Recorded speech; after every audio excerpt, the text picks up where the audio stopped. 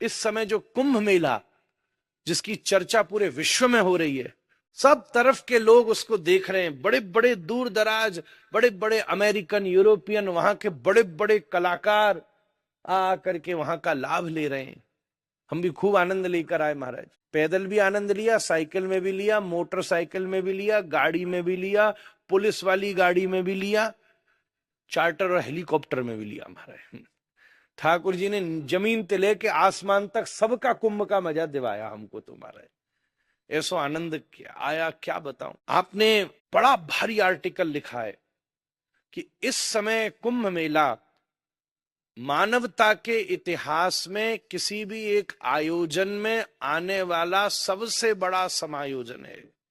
इतनी मनुष्यों की भीड़ किसी भी एक आयोजन में इससे पहले हो न सकी।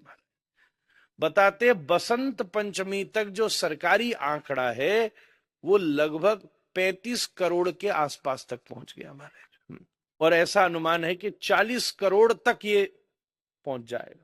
और उसके बाद भी लोग कह रहे हैं भीड़ आई भीड़ आई भीड़ आई।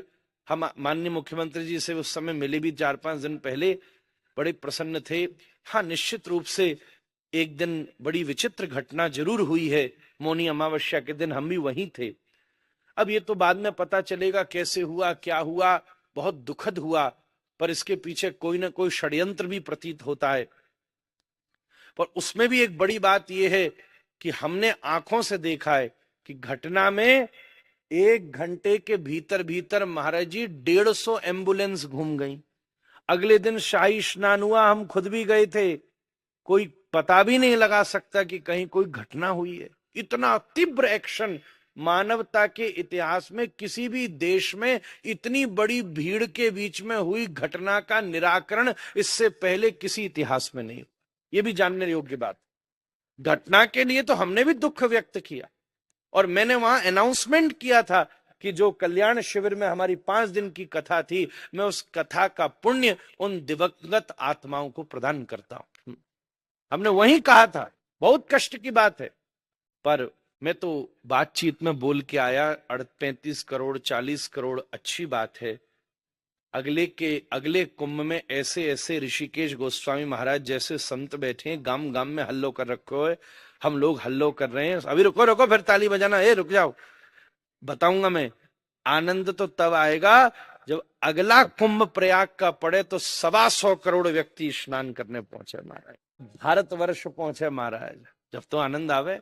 और हम तो वो प्रतीक्षा कर रहे हैं जब पूरी पृथ्वी 6 अरब की जनसंख्या आकर के सनातन धर्म के सामने नतमस्तक होगा। व्यवस्था यहां तक पहुंचेगी। आपने बड़ी सुंदर महाप्रयाग का अवलोकन किया। इतने समय से विश्व में सबसे बड़ी धार्मिक भीड़, एक गैदरिंग, एक आयोजन में उपस्थिति इससे पहले इतिहास में कहीं नहीं हुई। और उन्होंने एक शब्द लिखा अंग्रेजी में, मैं अंग्रेजी में बोलना चाहूंगा, अनीता माता को आभार करूं कि उन्होंने मुझे भेजा।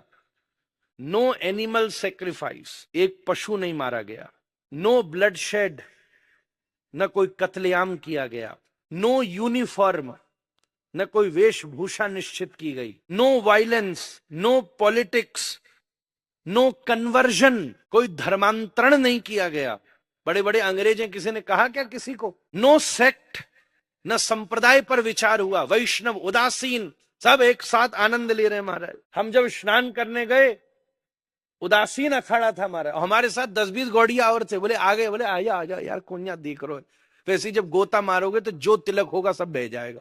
तुम बताओगे तुम उदासीन हो कि बताओ गौड़ियाओ की निम्बारकियों की वल्लभी हो। ये नहाने तक ही है, जैसे ही 3 गोता मारे सवरो गयो, बराबर है सवरे। मैंने आ जाओ। कौन किसको देख रहा है महाराज? कोई संप्रदाय नहीं, कोई सेग्रीगेशन नहीं, कोई व्यापार नहीं।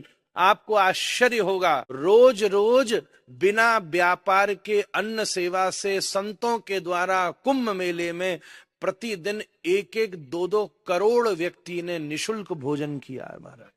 आप जानते हो यहीं के कितने लोगों ने सेवा की होगी? सबके शिविर ने क्या किसी शिविर वाले व्यक्ति ने आने वाले दर्शनार्थियों से पैसा मांग के भोजन कराया?